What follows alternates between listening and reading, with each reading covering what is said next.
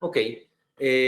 Bueno, antes que nada, quise hablar sobre una charla que es pues la metodología del diagnóstico, porque creo que a pesar de que es algo tan repetitivo que se ha visto con muchos conferencistas muy buenos y que también entiendo que cada quien tiene una manera de hacer diagnóstico diferente, a veces todos leemos, todos tenemos una base en los libros, en lo que hemos aprendido en nuestra formación, pero cada quien hace una metodología muy, muy distinta, ¿no?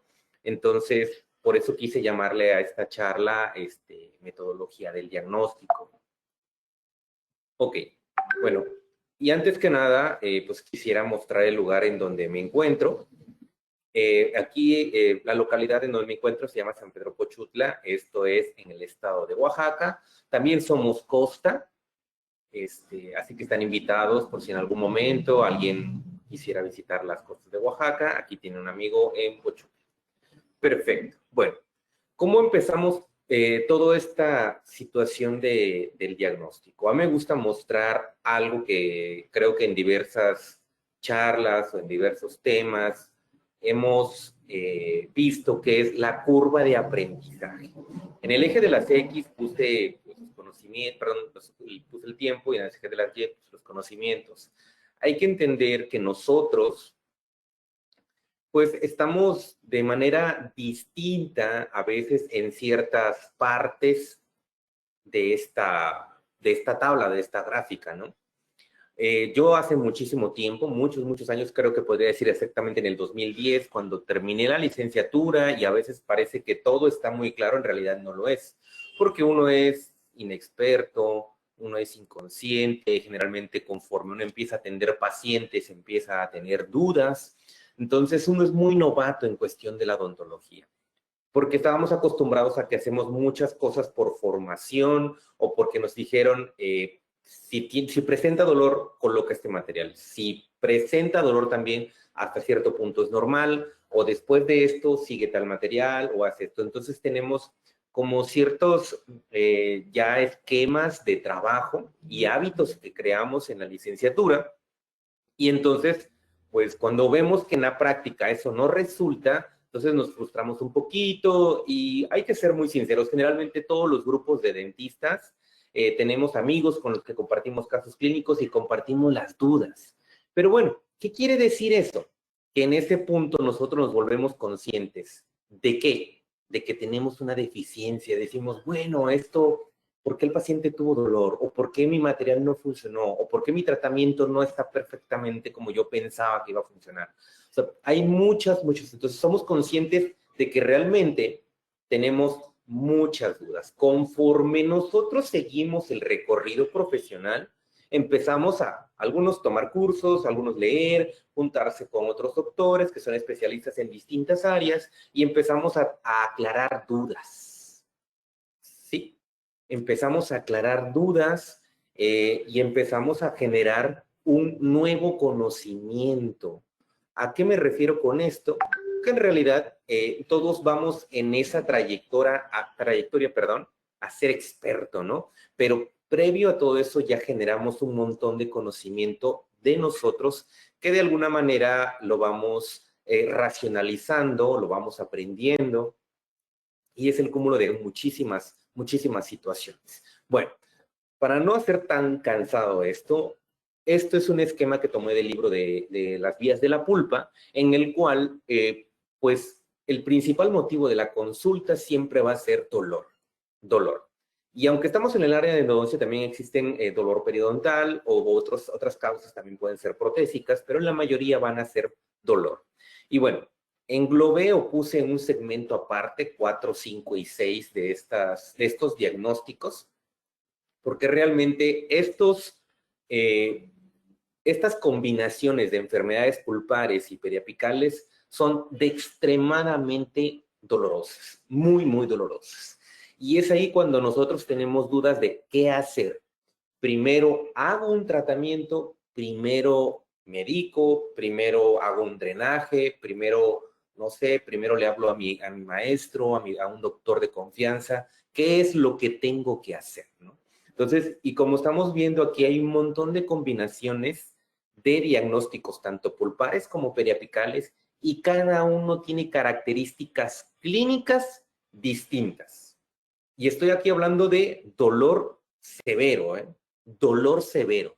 También existen otros motivos de consulta como dolores tal vez leves o dolores que van de leve a moderado, que también tienen sus características clínicas. Y yo considero que todos nosotros como odontólogos debemos de entender el lenguaje del dolor. ¿Por qué? ¿A qué me refiero?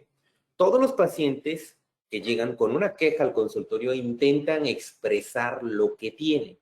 No importa el estrato social, no importa su profesión, así sea un licenciado, así sea tal vez médico inclusive, o así sea tal vez un empleado de alguna empresa o algo, va a intentar describir lo que siente. Pero recuerden que ellos no son dentistas, por lo tanto, la forma en la que se van a expresar va a ser bastante compleja. Y es ahí labor del clínico que tiene que armar ese rompecabezas para poder atinar y ser efectivo desde el diagnóstico al procedimiento. ¿Por qué? Porque esto me lo imagino literal como si alguien va a realizar un trámite y trae todos sus documentos desordenados. Llegas de la oficina y lo primero que te dicen, joven, por favor, ordéneme estos papeles, no puede hacer este trámite así. Traes todo revuelto. Y así vienen los signos y síntomas de los pacientes. Te dice, doctor, me duele, ya tiene rato que tengo este dolor, ya tomé ciertos medicamentos y ahorita en este momento siento punzadas. Entonces te empieza a querer explicar todo lo que tiene en ese instante. Entonces, sí, es verdad que nosotros tratamos de aliviar el dolor, al menos en el área dental, pero tenemos que darle ese orden a todo lo que tenemos que saber de su motivo de consulta. En este caso estamos hablando del dolor. Entonces, hay muchas cosas que tenemos que entender. Primero, ¿no? Tenemos que saber de preferencia la zona, o sea, ¿en dónde le duele, no? O sea, usted está en la entrevista con el paciente. Si es posible que la persona logre localizar, eso está excelente. Pero también es importante definir si la persona o el paciente no logra ubicar el dolor. Yo siento la zona inferior. Todos los dientes inferiores me duelen. O no lo sé, ¿no? A veces viene el señor Pérez y te dice, señor Pérez, ¿cómo está usted? Es que tengo dolor. ¿Y dónde le duele?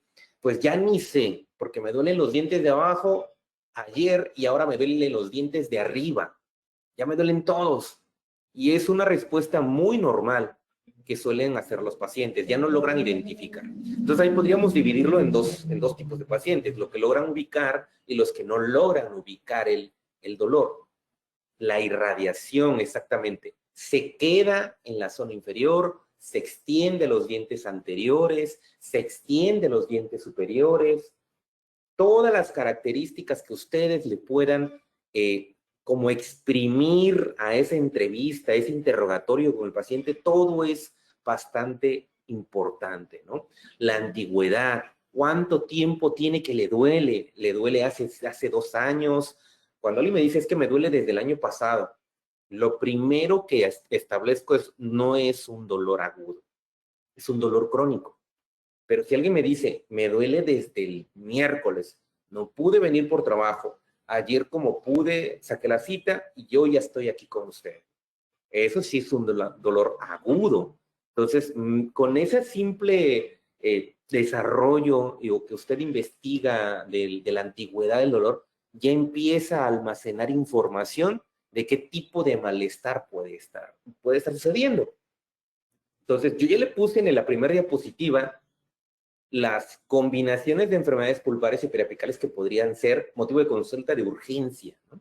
Entonces digo, bueno, podría ser tal vez un absceso apical agudo, podría ser pulpitis irreversible sintomática con periodontitis apical, no lo sabemos, ¿no? Todavía no, pero empezamos a conocer acerca del problema, ¿no? La continuidad, la forma en la que apareció, estaba yo durmiendo, estaba yo comiendo, se me rompió el diente y desde que se me rompió empecé a tener problemas. todas esas situaciones, ¿no? Con qué frecuencia, qué tipo de dolor es. O sea, existen varias formas digámoslo así, de representarse, ¿no? O sea, es dolor visceral. Claro que los pacientes no expresan eso, ¿no? Es ahí en donde el clínico escucha y ahora sí empieza a hacer sus anotaciones. A decir, bueno, me duele todos los lunes, o me duele en la mañana y me duele en la noche, o me duele todo el tiempo. Entonces hay que entender que el dolor tiene características. Señor Pérez, ¿con qué frecuencia le duele? No, pues está todo el tiempo. Entonces, ¿qué características? Persistente. Dolor, ese señor Pérez, ¿cómo es que le está doliendo? Pues cuando como, me queda como unos latidos. Ah, entonces es punzante. Ah, no, es que me duele un rato en la mañana, después parece que calma, en la tarde vuelve a aparecer y antes de dormir o a veces en la noche, también de repente como que me quiere doler. Ah, es intermitente. Entonces hay muchas características que podemos tener precisamente hablando del dolor.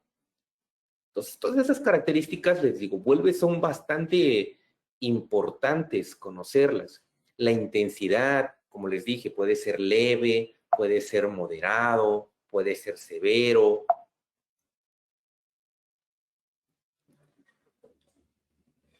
¿Cuánto tiempo lleva de establecido el dolor? Lleva 2 semanas, pero como tomé medicamentos, ya llevo aguantando 15 días, ¿no? La manera en la que se presentó. Y obviamente, si está tomando algún tipo de medicamento, tenemos que saber qué medicamentos están tomando, ¿no? Entonces, ahora caemos a los tipos de dolor que nosotros conocemos. Principalmente hay que entender que nosotros en nuestra práctica profesional dentro de lo que hacemos es esto, descubrir el dolor nociceptivo. ¿Qué significa dolor nociceptivo? Realmente este no es nada complejo, porque solamente, como aquí lo dice, funciona por la activación de nociceptores y esto es así de fácil. Cuando algún tejido, alguna parte del diente o algo que está en estructura oral recibe un daño, ya sea, no sé, un estímulo frío, caliente o que te lacera un tejido, va a responder con dolor, ¿sí? Entonces, es bastante importante conocer esto. O sea, usted reproduce un estímulo o produce una agresión, va a haber dolor, ¿no? El dolor neuropático es un dolor originado como consecuencia directa pues, de una lesión o afectación del sistema somatosensitivo. Esa tiene otras cualidades, a lo mejor se podría irradiar, a lo mejor tendría que tener algunas otras cualidades en cuestión de cómo se va a representar. La sensibilización periférica, esto hay que entenderlo y generalmente lo vamos a ver tal vez más adelante, tiene que ver con fibras C pulpares, ¿sí?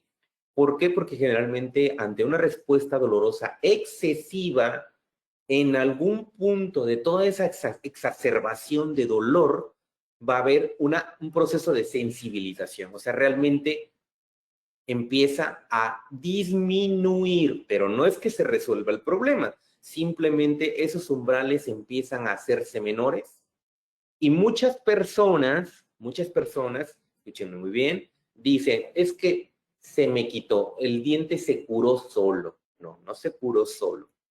Tuvo un proceso de sensibilización periférica. Eso es algo muy, muy común que los pacientes te describan cuando te estén diciendo, es que sabe qué, tuvo un dolor muy fuerte, no me dejó dormir 2 noches, tomé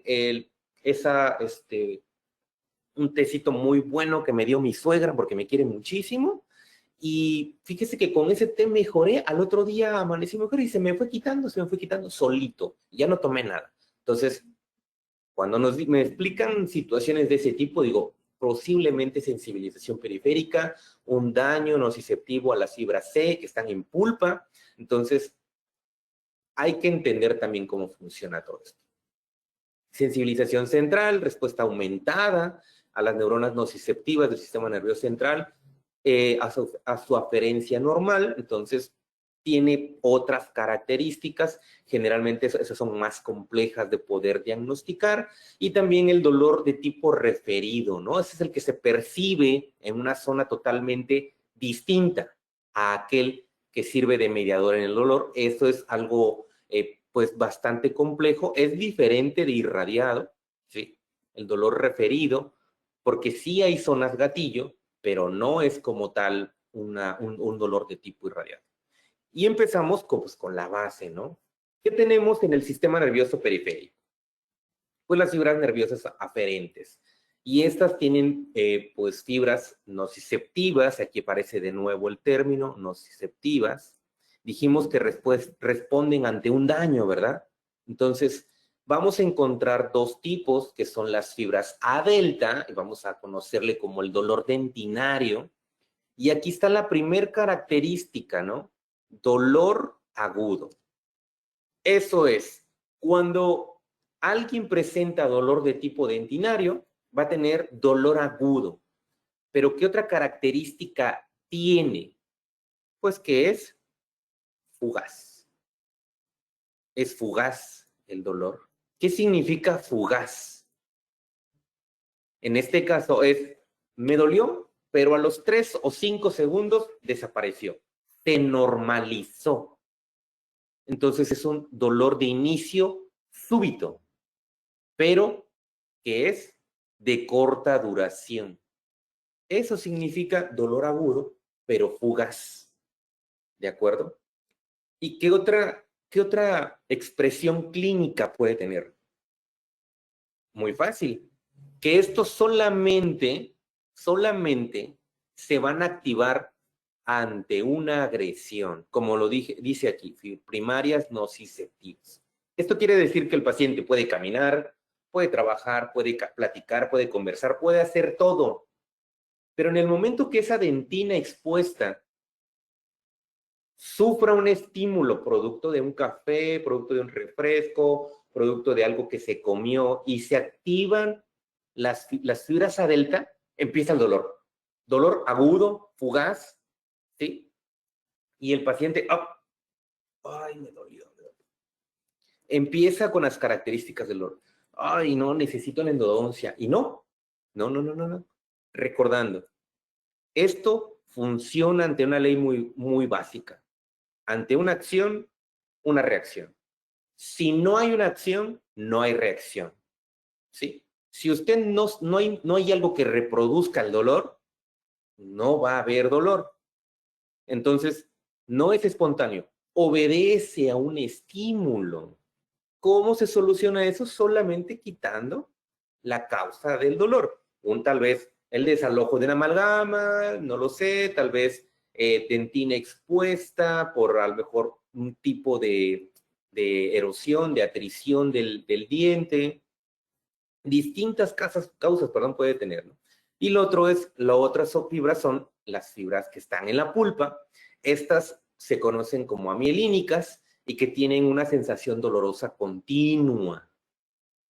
Que este es el que es realmente complejo de poder resolver, ¿no? ¿Por qué? Porque las fibras C tienen algo que se les conoce como polimodal, o sea, quiere decir que se activan con diferentes situaciones, con el frío, con el calor, si usted brinca, que si es dulce, que si es salado, que si es duro, que si es blando, inclusive con el simple cambio en la frecuencia cardíaca, en las noches, algo también que es muy característico de las fibras C, en las noches, pero que tiene o presenta dolor continuo.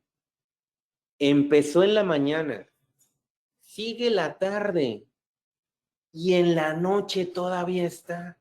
Y hay que hacer un poquito de memoria de lo que nos dicen los pacientes y nos dicen, doctor, por favor, deme una cita para en la tarde.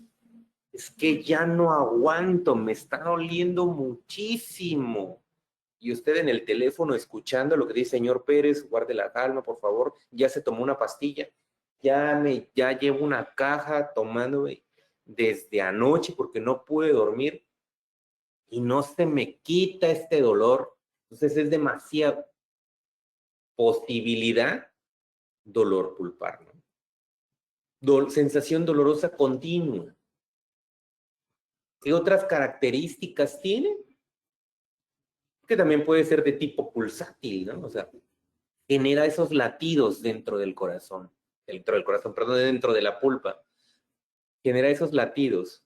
Entonces, son ciertas características que le vamos agregando, ¿no? Ahora, dentro de estas mismas fibras nerviosas aferentes, ahora aquí no hay unas nociceptivas, hay unas llamadas sensitivas. ¿Y de qué habla estas fibras sensitivas? De sensación. ¿Y la sensación a qué se refiere? Bueno, en este caso, son fibras que llevan la información propioceptiva. Tiene que ver con la sensación táctil y superficial. Y podríamos decir, bueno, ¿y estas fibras A beta en dónde se encuentran? Porque, ¿cómo es eso de que puede doler con la sensación táctil y superficial? Esas están en el ligamento. ¿Sí? En el ligamento, ahí están esa sensación. Pero algo muy importante que tienen estas fibras beta es que responden ante el dolor de manera escalonada. O sea, ¿qué significa de manera escalonada? Pongo una gráfica aquí para representar de alguna manera el dolor. Y en un ejemplo, este diente, este molar que estamos viendo aquí, tiene, no sé, tal vez necrosis pulpar y tiene periodontitis apical sintomática. Es muy dolorosa y el ligamento está severamente inflamado. ¿Ok? Entonces, voy con mi presión digital y toco el diente. Solamente el simple tacto, ¿eh? ¡Ay, me duele! Eso va a expresar el paciente. Si usted presiona más, ¡ay! El dolor aumenta. Entonces, ¿qué significa de manera escalonada? Si la fuerza es 10, la respuesta dolorosa es 10. Si usted presiona leve, entonces el dolor que desencadena es leve. O sea, es proporcional al estímulo. Esa es la característica. Algo contrario podría ser tal vez pulpitis irreversible y está aparentemente tejidos apicales sanos, ahí cambia un poco o ligeramente la sensación en el ligamento, porque apenas se está exacerbando hacia el ligamento y puede ser que todavía no haya desencadenado esa sensación táctil o superficial, sino se estén centrando los problemas en las fibras T. Entonces, ¿qué más características va a tener esto? Dijimos las fibras C, conducción lenta, ya hablamos de la sensibilización periférica, puede presentar, es de tipo pulsátil, puede generar dolor de tipo espontáneo o llamado también en algunos libros llamado dolor nocturno, sí que es una característica muy, muy singular que tiene la pulpitis irreversible sintomática. ¿Sí? Dolor de tipo nocturno.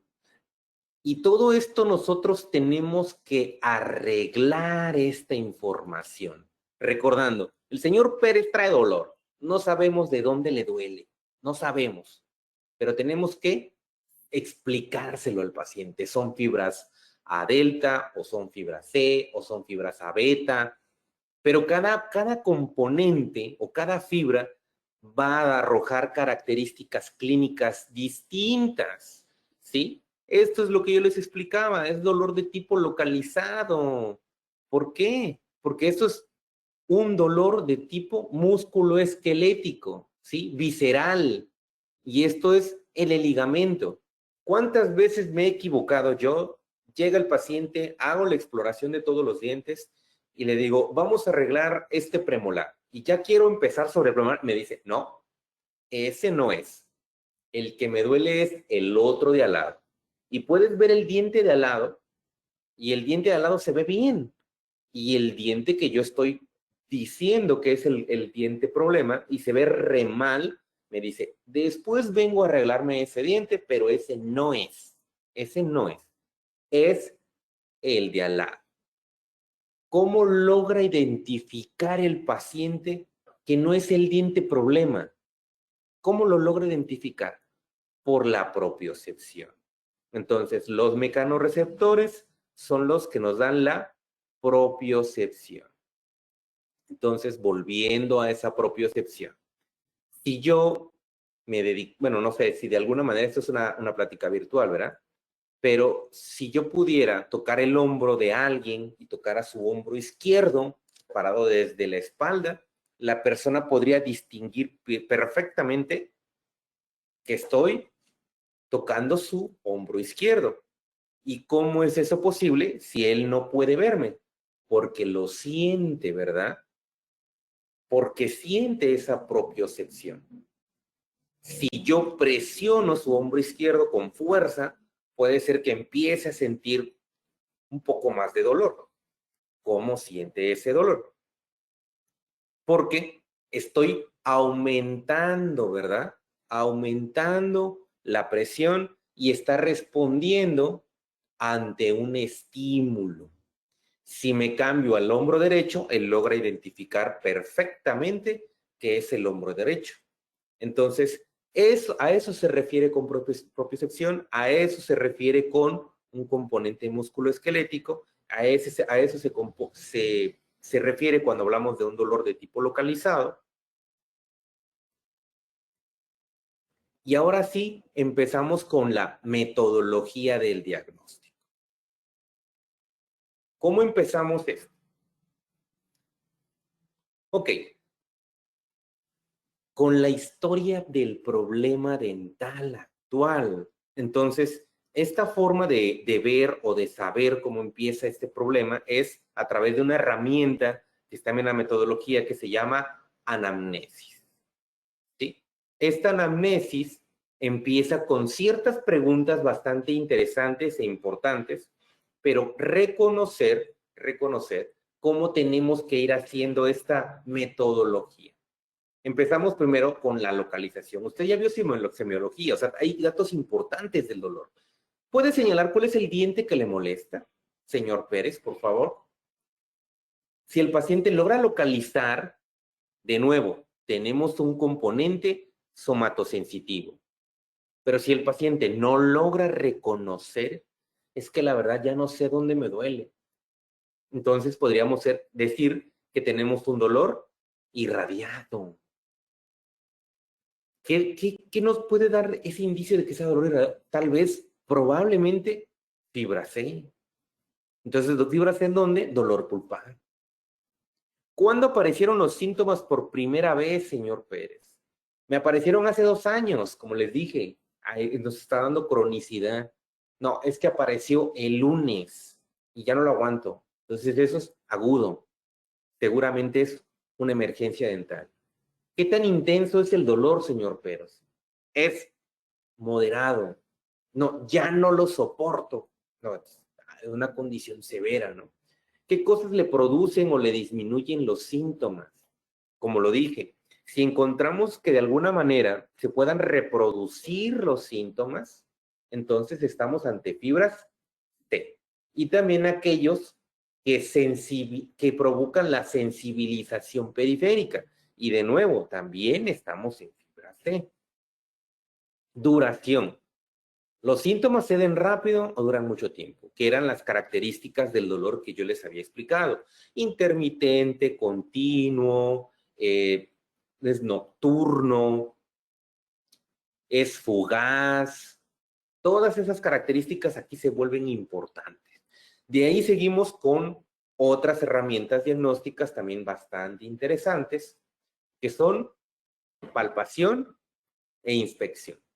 Y en esas, ¿qué es lo que vamos a tener? ¿O qué es lo que hay que revisar? Bueno,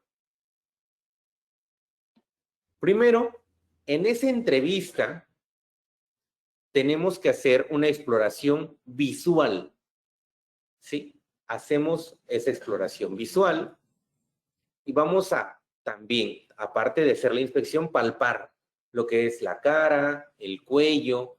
¿Y qué es lo que nosotros vamos a buscar? Como aquí dice, zonas de tumefacción. Ok, las encontré, sí hay una zona de tumefacción. ¿Cómo es? ¿Firme o fluctuante? O, ¿cómo es? ¿Localizada o difusa? ¿Cómo se encuentra? Ahora, ¿qué lugares tengo que revisar? Es el espacio canino, el espacio vestibular de cualquier órgano dentario, el espacio submentoniano, el espacio submandibular. ¿Cómo lo vamos a hacer? Ordenadamente, ¿sí? De una manera consecuencia, dándole un ritmo. Entonces, primero hicimos la anamnesis, sacamos información, de ahí seguimos con exploración extraoral, lo que nosotros vemos del paciente. Entonces, llega el paciente y nosotros la vemos el paciente. Y ahora, ¿qué tenemos que ver? Ah, ¿en dónde está la zona de tumefacción? En la zona submandibular, ¿no? ¿Cómo es? ¿Es firme? ¿Es fluctuante? ¿Es localizada? ¿Es difusa? De ahí seguimos con exploración intraoral. Hacemos los mismos pasos, inspección y palpación.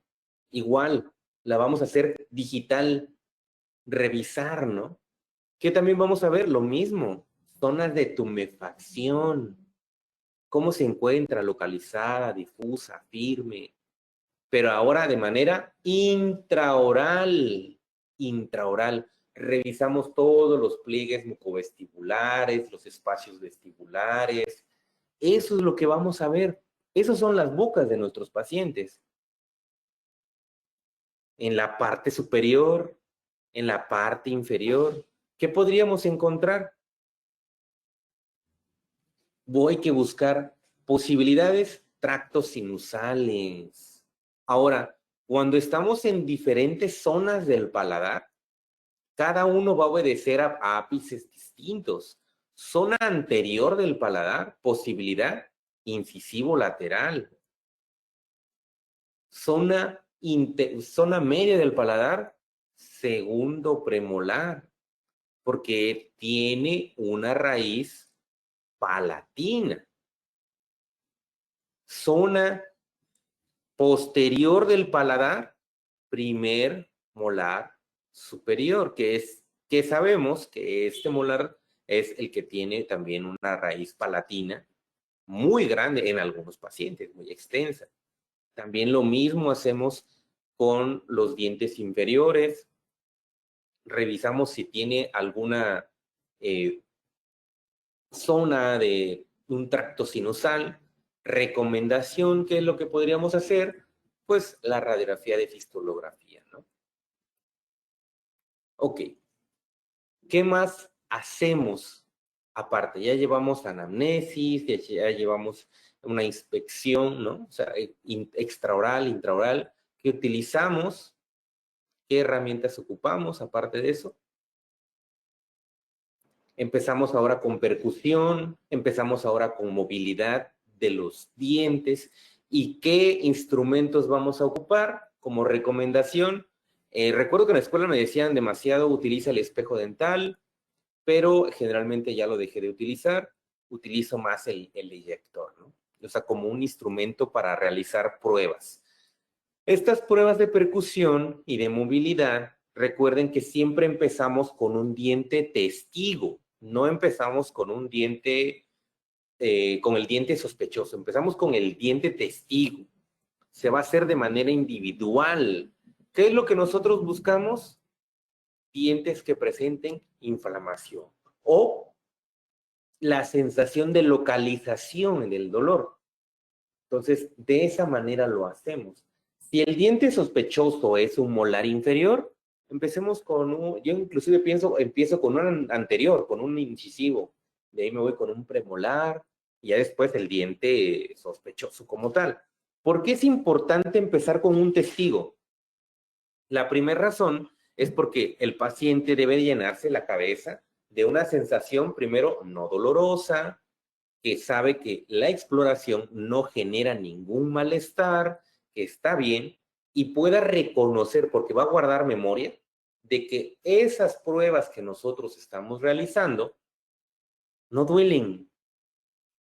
Y en el momento que nosotros empezamos con la percusión leve, ¿sí?, que también recomiendo que sea siempre escalonada, distinga de lo que no duele. Ahora sí, el diente sospechoso genera dolor, y eso ayuda muchísimo para poder diferenciar. Entonces, como les dije, ese estímulo o esa percusión hay que hacerle escalonada. ¿De qué manera escalonada? Empezamos tal vez primero con presión digital, ¿no?, hacia apical. Después, presión digital hacia apical más fuerte.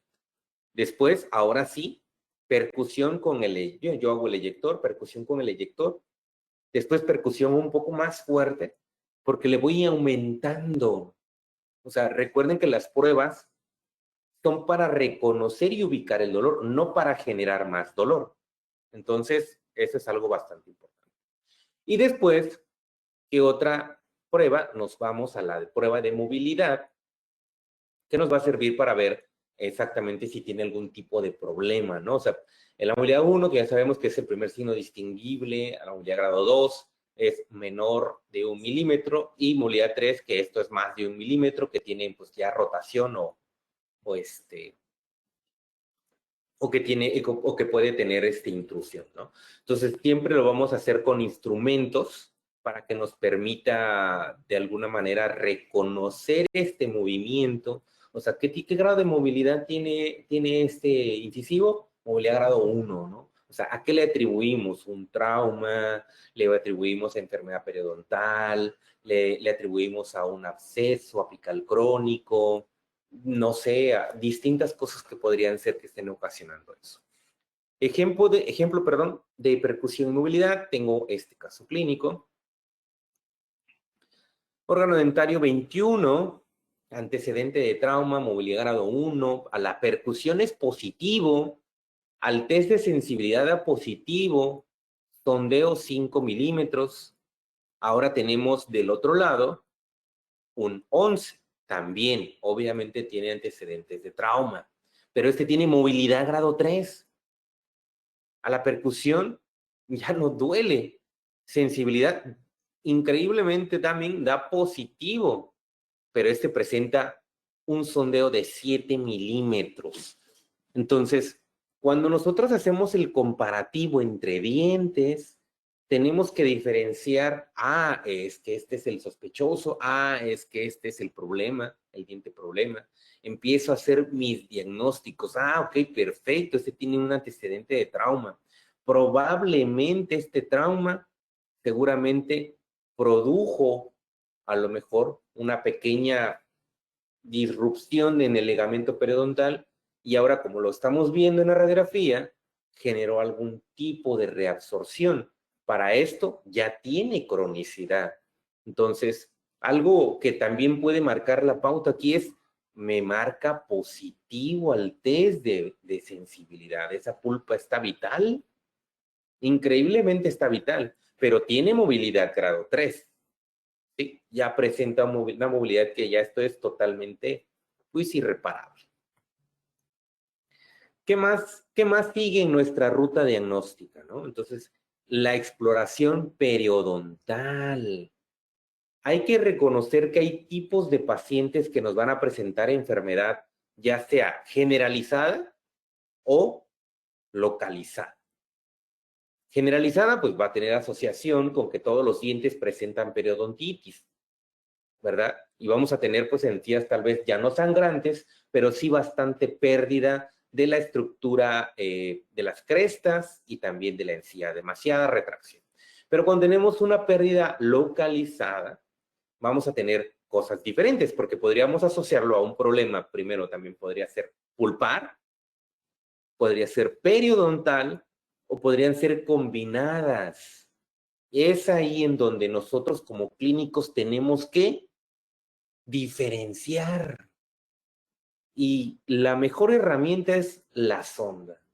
O sea, tengo que revisar. Tengo este premolar, ¿sí? Este premolar es un 15. Tomo la radiografía, tratamiento de conductos previo, ya tiene un poste, no trae su corona, visiblemente se ve un defecto por mesial, empezamos a hacer el sondeo, pero lo más interesante es que cuando hago este sondeo, esta sonda se detiene aquí. Entonces, aquí hay un problema periodontal, porque no me está llevando más allá. ¿En qué parte está? En la cara o en la pared mesial. Sigo sondeando, sigo sondeando. Ah, en un punto tiene pérdida ósea vertical. ¿A qué nivel llega? A apical. ¿Qué tenemos en apical? Aparentemente una rarefacción difusa en esa periapical, ¿no? Podríamos asociarlo tal vez a un problema apical. Entonces, ¿qué tenemos? Dos distintas situaciones. Un problema periodontal y posiblemente un problema endodóntico. ¿Cuál fue primero? No lo podríamos saber. Ah, bueno, ¿qué pronóstico tiene? Es ahí en donde empieza. Cuando las enfermedades son de origen endodóntico primario, tienen mejor pronóstico que si fueran periodontal primario.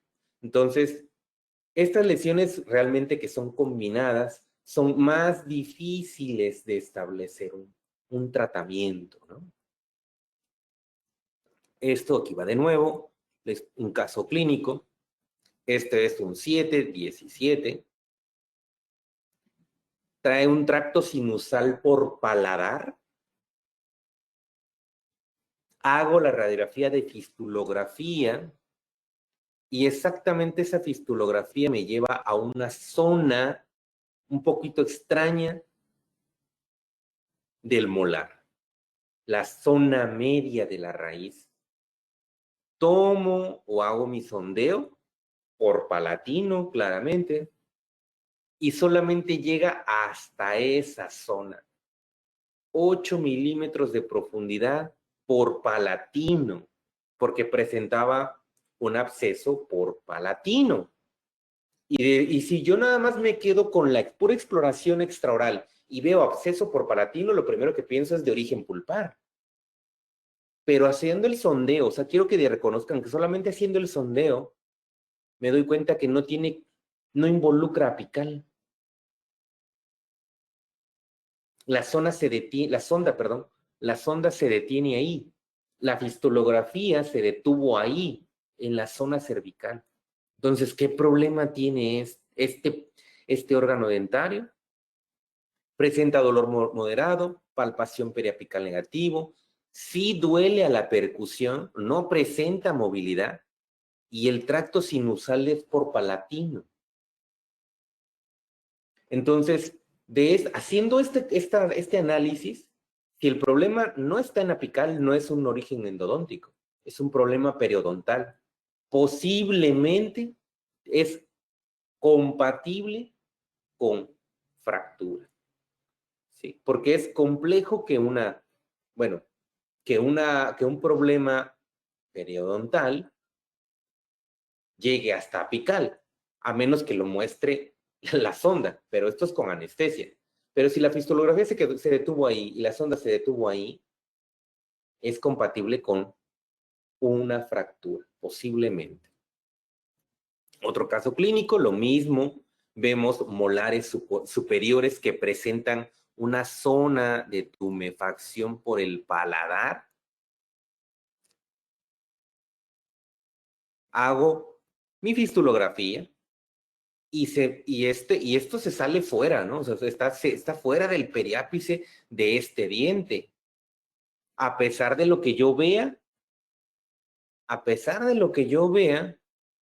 en esta radiografía, hago el sondeo, está muy lejano de lo que son los periápices. Hago sondeo en distintas zonas por el paladar. Claro que todo esto es bajo bajo anestesia, anestesia local en esa zona. Entonces, ¿qué me indica esto? Que probablemente sea un problema periodontal. Un problema periodontal. No me lleva, no hay todavía una prueba contundente que me diga que tiene un compromiso pulpar. ¿Cuál sería la prueba diagnóstica que me determinaría si esto es endodóntico o periodontal? Pues el test de sensibilidad, ¿verdad? El test de sensibilidad me diría exactamente, ¿el molar está vital o está necrótico? Y eso pues ya prácticamente nos daría qué es lo que tenemos que hacer. Ese test pulpar, recuerdo que esto me lo decía mucho el maestro en el posgrado, que era la prueba reina, ¿no? El test pulpar. Y todos podríamos decir, es que el test pulpar nos viene a salvar la vida y es el que nos va a decir si es endo o no. Pero lo que no sabíamos, o lo que yo desconocía en esa época del posgrado, es que existen pruebas térmicas normales y también anormales. Entonces decían, bueno, entonces, ¿qué significa? Que puede haber falsos positivos o falsos negativos. Entonces, ¿cómo funciona la prueba diagnóstica del test pulpar? Si me puede dar falsos positivos, falsos negativos, o sea, realmente, ¿para qué me sirve?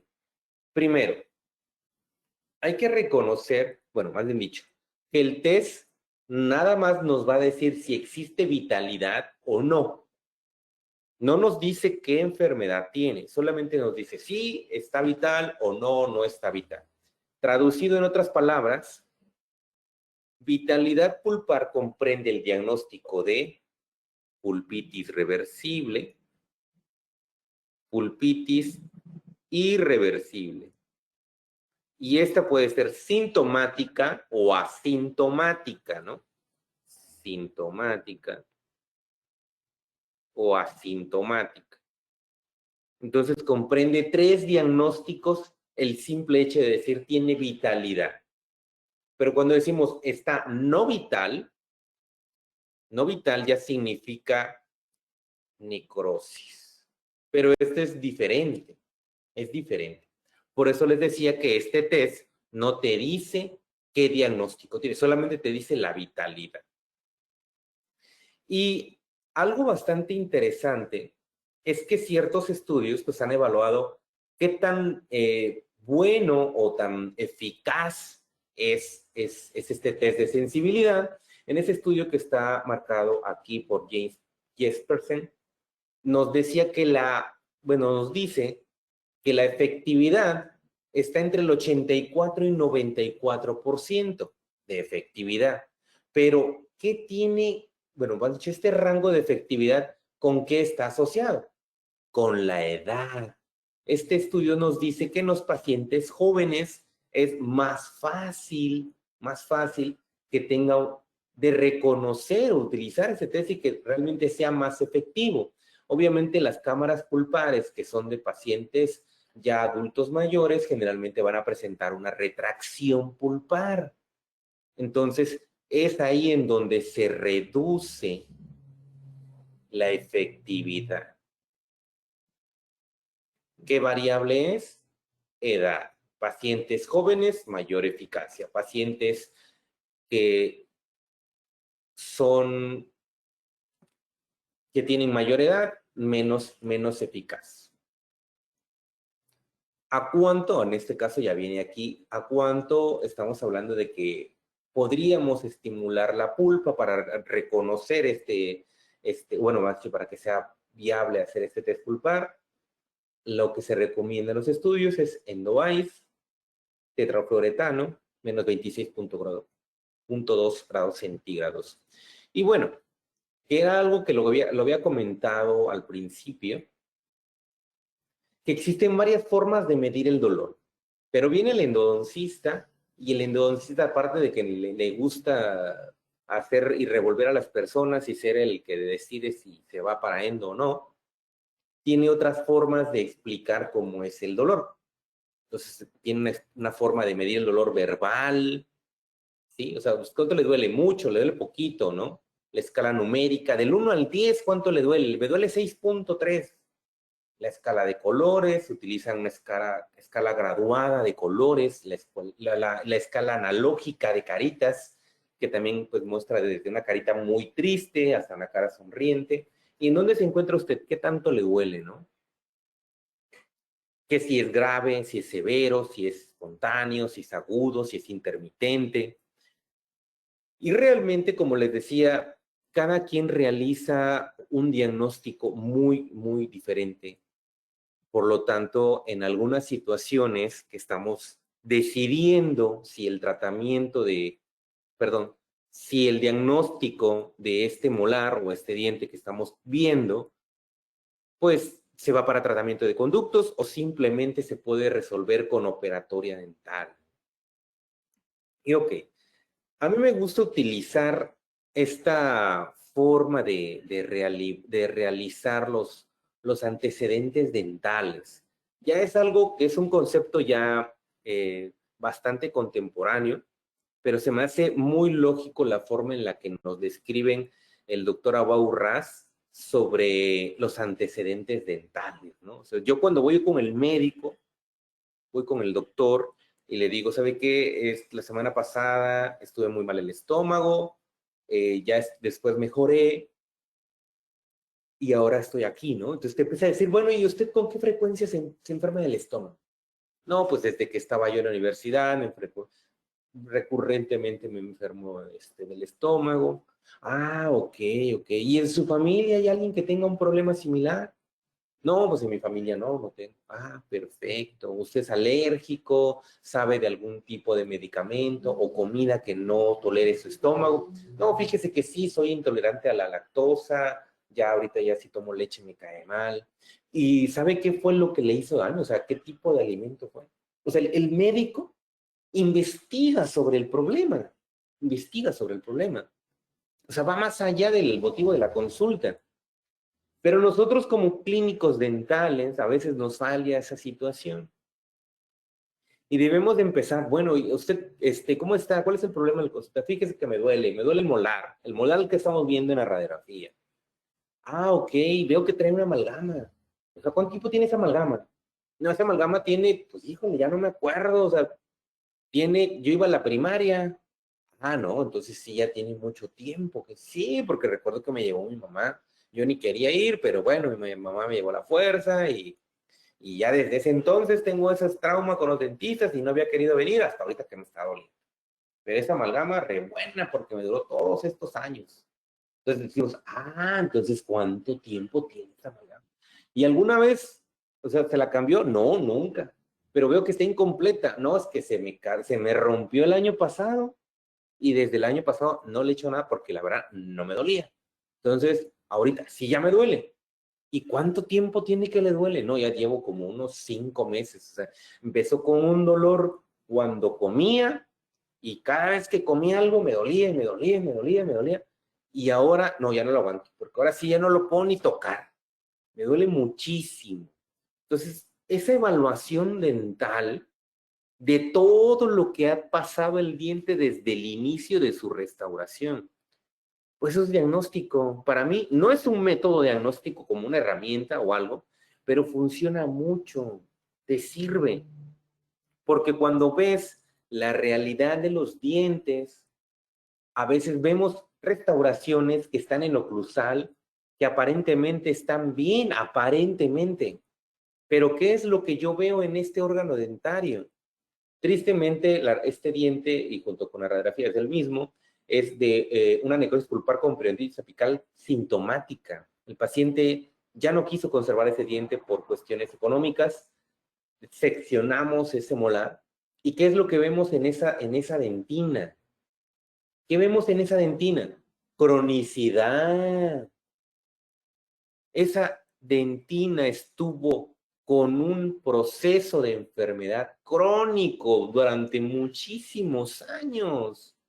Tuvo demasiada cronicidad. Entonces ahí empezamos a decir, bueno, con razón le había durado tanto tiempo, ¿no? Ok. Diversos estudios señalan la importancia, o más bien dicho, recalcan realmente que las pruebas diagnósticas son insuficientes para evaluar con exactitud los signos clínicos y síntomas que podamos determinar el estado pulpar. No hay una prueba que diga a ciencia cierta que con esto vamos a determinar el diagnóstico. Realmente es complejo. Recordando, tenemos la subjetividad del paciente. El paciente te puede mentir. A veces puede decir, sí me duele y realmente la condición dolorosa es menor o es leve, pero para el paciente es demasiado, ¿no? Entonces, ¿qué nos dice esta revisión sistemática? De todos estos artículos que revisaron, solamente 18 artículos sirvieron para fundamentar, porque estaban correctamente de acuerdo a la metodología y establecían algo muy similar que habíamos hablado en el artículo anterior. Pulpas vitales decían 92, bueno, en otro decía 94% de efectividad, este dice 92% de efectividad. Para reconocer la necrosis pulpar, porque este sí es un dato nuevo, dice 81%. Entonces, es bastante complejo decidir, es que con el EndoEyes me va a determinar si es, no, necrosis, no, es pulpa vital, que ya habíamos visto que pulpa vital es pulpitis reversible, irreversible, sintomática y asintomática, ¿no? Ahora, este esquema lo he explicado en algunas otras ocasiones. Esto no, es un esquema que yo elaboré para poder entender cómo funciona el dolor a lo frío y al calor. Realmente no es que tenga una cita bibliográfica, pero me gusta colocarlo así para poder entenderlo. Los síntomas ceden rápido o tardan, porque esto es, si ya vimos que es subjetivo el test pulpar, entonces, ¿por qué es tan subjetivo? Porque cada quien cuenta diferente. Cada quien dice a los 15 segundos, a los 20. Recordando, lo que nosotros buscamos con el test pulpar es la forma en la que se comporta la pulpa y el tipo de respuesta que tiene. Por ejemplo, la pulpa empieza a reaccionar a los 20 grados. ¿Sí? ¿Cuánto es a los 20 grados? Como 12 grados menos de la temperatura corporal. ¿Cómo es el dolor en una pulpa vital? Vital. ¿Cómo dijimos? Dolor súbito. Está el estímulo, dolor súbito. Y empieza a descender, a descender, a descender. En este eje de las X puse pues como 8000 por representar que 8000 es algo muy doloroso. Y en el eje de las Y puse segundos, que pueden ser traducidos también a minutos. Desciende, desciende, desciende, desciende. Y no es que a los 40 segundos se acabe, ¿eh? No estoy diciendo eso. Simplemente estoy diciendo que ante un estímulo llega ¿a qué? A cero. Eso es lo que quiero resaltar con esta gráfica. Que llega a cero. Entonces, en una pulpa vital, eso es lo que pasaría. Ahora, ¿cómo sería ante una pulpa inflamada de diversa situación, ya sea sintomática o asintomática? ¿Cómo sería? De la misma manera, el inicio es súbito, igual, súbito. Perfecto, me queda claro eso. Pero empieza a descender, a descender, a descender, pero tiene una característica diferente, que aquí le cuesta trabajo llegar a la normalidad, inclusive no llega a la normalidad, ¿sí? No llega a la normalidad. Por eso los pacientes dicen, es que no me duele, siento algo ahí como que me molesta, está algo ahí, pero no me duele, porque mira, mastico, como bien, sin problema, pero siento que algo no está bien en mi muela. O sea, siento que hay algo ahí. O sea, no regresa a la normalidad. ¿Cuánto tiempo lleva así? Uy, no, ya llevo meses. Llevo meses, señor Pérez, ¿en serio? ¿Cuántos meses? Como 5 meses. Y ahí está esa molestia. Entonces, lamentablemente, ahí ya tenemos un proceso inflamatorio irreversible. Irreversible, la pulpa no va a regresar.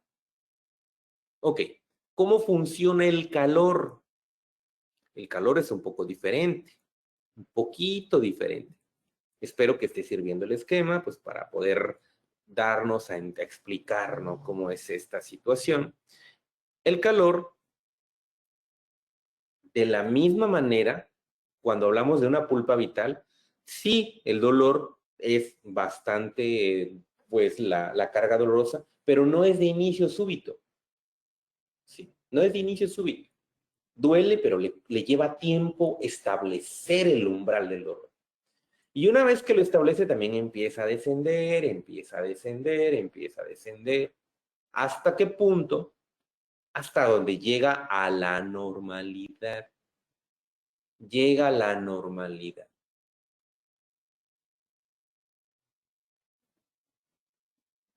¿Sí? Llega totalmente sin ningún tipo de problemas. Perfecto. ¿Cómo sería una pulpa que a lo mejor está inflamada? Para empezar, con el calor es mucho más el estímulo doloroso. ¿Cuánto necesitamos de mínimo de calor? 43 grados. O sea, realmente no es demasiado. Si nosotros estamos entre una temperatura corporal de 37, esto es, o sea, esto es poquito, ¿no? Lo que se necesita. 6 grados nada más para poder catapultar el esquema, el impulso doloroso, ¿no? Y aquí la diferencia es que también empieza a descender, empieza a descender, empieza a descender, y se vuelve como pulsátil o intermitente. Tiene esa característica, ¿sí? Difícilmente se va a establecer la continuidad. Va a tener alguna característica de intermitencia, de palpitación, de pulsación, diferentes características un poco similares. Cuando llegue ahora sí un punto en el que exista una sensibilización periférica, pues va a ser diferente, ¿no? Entonces, ¿cómo serían las respuestas falsas positivas? ¿Qué significa un falso positivo? Que realmente esté necrótico, pero marque vital. Causas: necrosis pulpar parcial, hablemos de un molar con múltiples raíces, en donde vemos, se involucra directamente con un proceso de lesión de caries, la cámara pulpar, tiene múltiples raíces y alguna de ellas está dando la vitalidad. Usted coloca el test pulpar y marca vital, sí, efectivamente, pero es una respuesta falsa positiva, los demás conductos ya están necróticos, ¿verdad? Entonces también hay que poner atención a eso.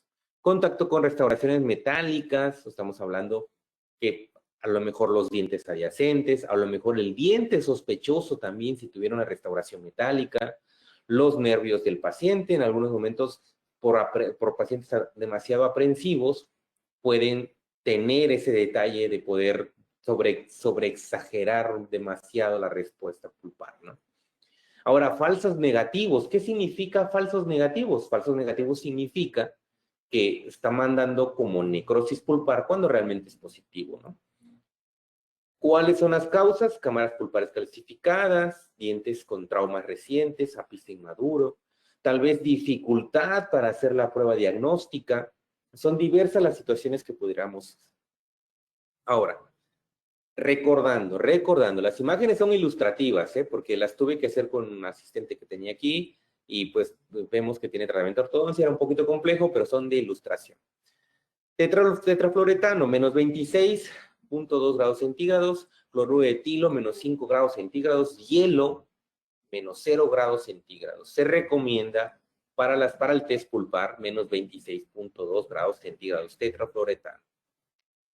Ahora, vamos a las pruebas especiales, ¿sí? Ya vemos percusión, ya vemos sondeo, ya vemos, ¿qué? Palpación. vimos también parte de lo que es el test pulpar, ahora seguimos con pruebas especiales, ¿no? Prueba de mordida. Bueno, existe el Tooth Sleuth, es algo bastante útil. Yo ocupo de nuevo otra vez el fiel eyector. Tiene una canastilla que me permite hacer que muerdan las cúspides vestibulares, muerdan las cúspides linguales, en el caso de los molares. ¿Qué buscamos? Líneas de fractura, ¿verdad? Dientes que tienen ese problema de dientes fisurados, fracturados, una gran probabilidad de que respondan a prueba de mordida. Eso es lo que vamos a hacer, diferenciar dientes que están, perdón, dientes, no, cúspides que están del lado vestibular, cúspides que están del lado lingual o palatino.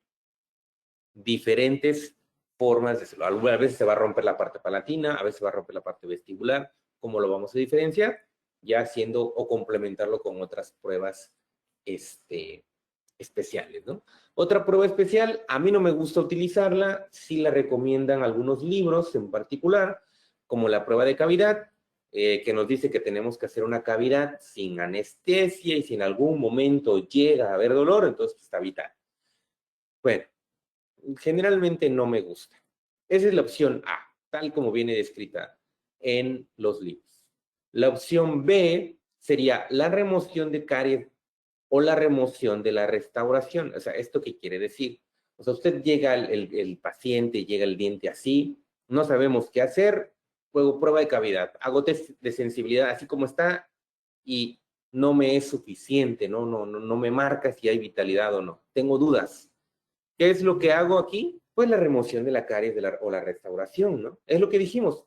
Sin anestesia como tal, usted puede aislar con una grapa traumática, puede aislar, bueno, si tuviera más dientes adyacentes en este caso, pues podría aislar solamente con pequeñas fracciones del dique, invaginarlas o colocarlas para que tenga esa retención. Usted elimina la restauración y una vez eliminando la restauración va a quedar la zona de la dentina expuesta.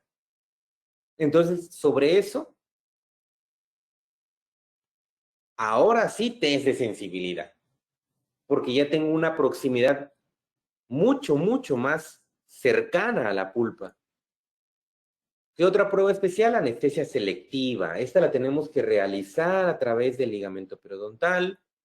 Sí funciona bastante en algunos casos cuando tenemos situaciones de problemas de fibras beta, hablamos del componente musculoesquelético de los dientes. En un ejemplo, podríamos hacer pruebas en distintos dientes y tener, bueno, al menos tener el paciente la sensación de irradiación, ¿no? Siento que está irradiado el dolor, no reconozco el diente. Usted anestesia el diente sospechoso, vuelve a hacer pruebas de percusión, ¿sí? Y el paciente, obviamente, si el problema era bueno, en este caso le atinamos al diente sospechoso y lo anestesiamos de manera interligamentaria, cuando hagamos la prueba de percusión va a estar bien. Entonces, habremos dado o habremos acertado en el diagnóstico, ¿no? La transiluminación, esto se realiza con métodos, bueno, en este caso se puede utilizar lámparas para poder hacer esa pequeña transiluminación a través del diente, que es lo que vamos a ver, fisuras, también el cambio de coloración en ciertas partes. Para eso nos sirve, ¿no? La tinción o pues una de las pruebas bastante confiables para resolver algunos problemas de fractura es esta tinción de azul de metileno, bastante útil, bastante buena para poder reconocer qué tanto tiene la extensión de una fractura, ¿sí? Y ya estamos acercándonos a la última prueba diagnóstica, que en este caso es la radiografía. Radiografía que nos da bastante utilidad para reconocer cierta información, pero si ustedes se han estado dando cuenta, como lo he ido explicando, en esta metodología del diagnóstico, la radiografía de diagnóstico es la última prueba o el último examen complementario. No debe de ser el primero, porque ustedes se pueden sesgar. Ahora, ¿qué tenemos que ver en una radiografía? Primero, tenemos que ver dos condiciones. Suficiente contraste, suficiente brillo. Nosotros ahora en la era digital, que estamos gozando de las mieles de la evolución, de la ontología, donde tenemos sensores, tenemos contraste y brillo. Al tener estas dos cualidades, ¿sí? Tenemos, bueno, cada sensor nos hace una interpretación tanto del trabeculado, tanto de los tejidos duros y también del tejido oral, con 66 o en algunos casos, algunos sensores, muchas más escalas de grises que nos permiten diferenciar las estructuras. Por ejemplo, ¿cómo es una exposición adecuada?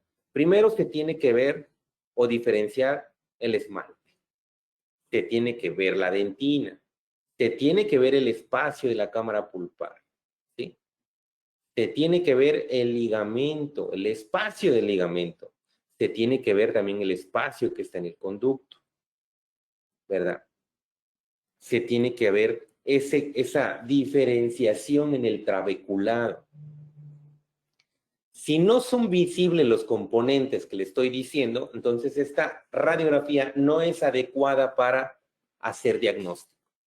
Con los sensores digitales esto es muy bueno, muy rápido, pero cuando sensores análogos, quise decir radiografías análogas, pues hay veces que tenemos problemas en el revelado y salen pues con pequeños problemas y las imágenes no son claras. Es ahí en donde que a veces podemos decir, si ese es un fantasmita, esa radiografía no se ve nada, pues entonces no es apta para el diagnóstico. Ahora, muchos podrían decir, bueno, la radiografía es mejor la de sensor que la radiografía análoga. Realmente, en cuestión de resolución, es similar. Inclusive algunos autores mencionan que la radiografía digital es peor, ¿sí?, que la convencional. Entonces, lo que sí debemos de saber es, como les dije, esta es una radiografía análoga, esta es una radiografía digital, ¿sí?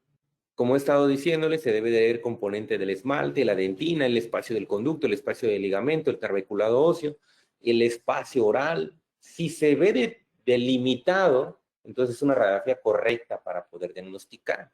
Sí, porque realmente lo que nosotros buscamos es mejorar, ¿no? O sea, no realmente empeorar. ¿Cuáles son las ventajas de usar, bueno, en este caso, sensores digitales? Pues reducción de dosis, imágenes instantáneas, buena definición, nos ahorramos este proceso de revelado, que es lo que realmente es engorroso en las radiografías convencionales. Podemos traspasar rápidamente esta información, podemos agregarla a nuestras historias clínicas que ahora son electrónicas, y definitivamente la ventaja que más me gusta a mí, reducción del uso de líquido revelador y fijador. Ya no lo vamos a estar desechando, entonces eso es algo muy, muy bueno. Desventajas, a comparación de la radiografía convencional, pues es un poquito más costoso. Realmente los sensores son demasiado frágiles y sensibles, así que hay que tenerlo con mucho cuidado. También el otro problema es el control de la infección, por lo tanto tenemos que estarlo constantemente, ya sea utilizando una barrera de protección, porque lo vamos a estar utilizando entre pacientes. Y como lo dije, algunos autores mencionan que este es de una resolución inferior. Ok, bueno, este es un artículo que vi en una plática de un doctor que es top nacional y mundial.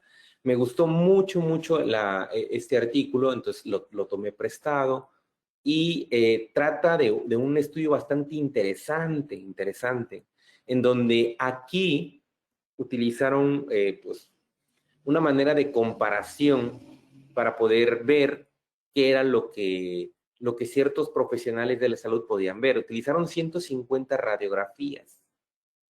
En esos 150 radiografías, que es el total, este grupo experimental tenía 50 radiografías con periodonto sano, 50 radiografías con radiotransparencia definida, 50 radiografías con ensanchamiento del ligamento periodontal. Y se los entregaron estas 150 a 3 endodoncistas, un radiólogo oral y maxilofacial, 2 residentes de endodoncia de segundo año. Sí, Eran 6 personas, diferentes profesionales, diferentes experiencias, y lo más curioso es que cuando entregaron ellos el diagnóstico, todos ellos entregaron diagnósticos distintos. No estos, estos de aquí, que ya estaban verificados. No, entregaron diagnósticos distintos. Entonces, ¿qué nos da a entender este estudio? Que la interpretación radiográfica dental es bastante subjetiva, muy subjetiva, y tiene que ver con la experiencia clínica que puedan tener la persona que esté evaluando. Y esto me recuerda mucho, mucho a un ejemplo muy común y de la vida cotidiana de los dentistas, es cuando tomamos el color para una prótesis fija, ¿no? Entonces ponemos al paciente en una zona de luz, de buena iluminación, colocamos el colorímetro, revisamos el color, le decimos a nuestro asistente que digan, nos dé nos confirme que efectivamente estamos eligiendo el color correcto. El paciente ve el color y le dice, sí, me gusta, está bien.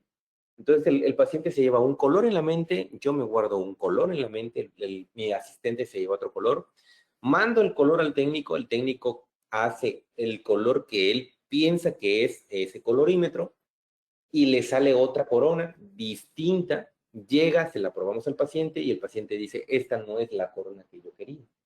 Entonces, es realmente bastante complejo analizar radiografías. Lo más recomendable, por favor, doctores, es no hacer un análisis o un diagnóstico solamente viendo la radiografía.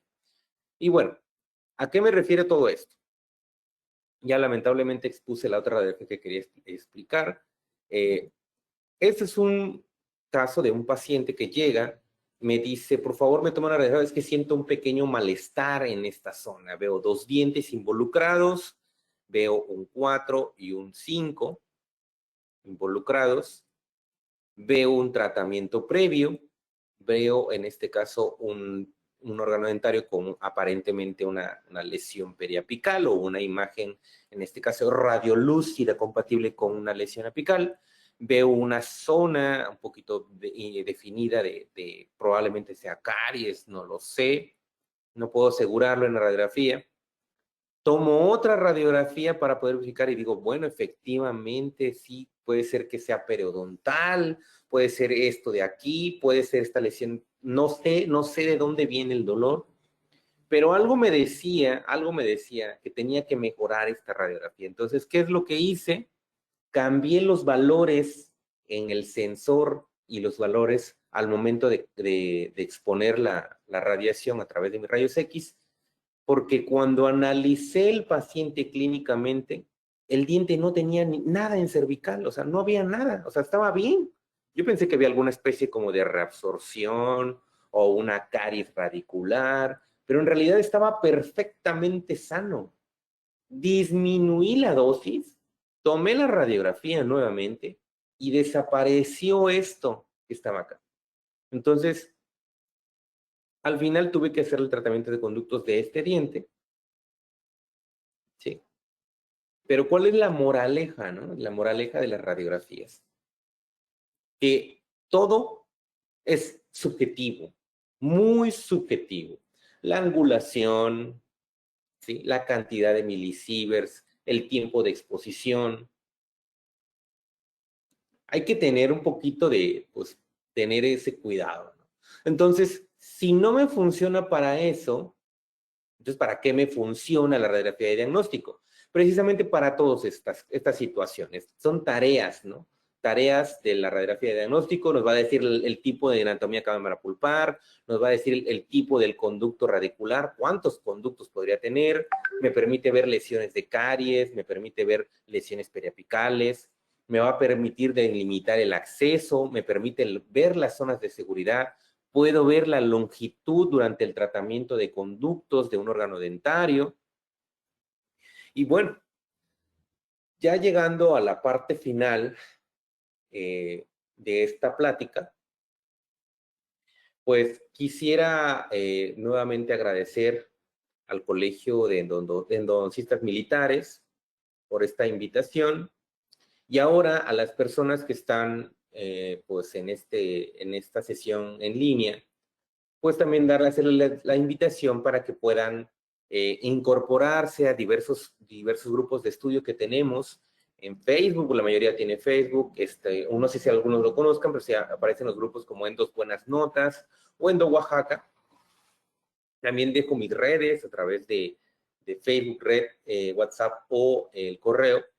Y a mí siempre me gusta decir la siguiente frase, explicando que pues, la endodoncia realmente es un talento que se puede forjar. Y en la endodoncia, gracias a eso, me hizo empezar a conocer lo que es el diagnóstico, a fortalecer el diagnóstico. No me considero ahora un experto, porque como mencioné la curva de aprendizaje, pues yo me sigo considerando un novato, pero sí espero en algún momento llegar a esa zona de ser experto. Y me he equivocado un montón de veces, y por todas esas veces que me he equivocado, he podido, pues, crear nuevo conocimiento y entender bien cómo es esta metodología del diagnóstico. Y también a Inteligencia Dental, muchísimas gracias por el espacio y sobre todo por el tiempo y la hora que todavía seguimos aquí conectados. Muchísimas gracias.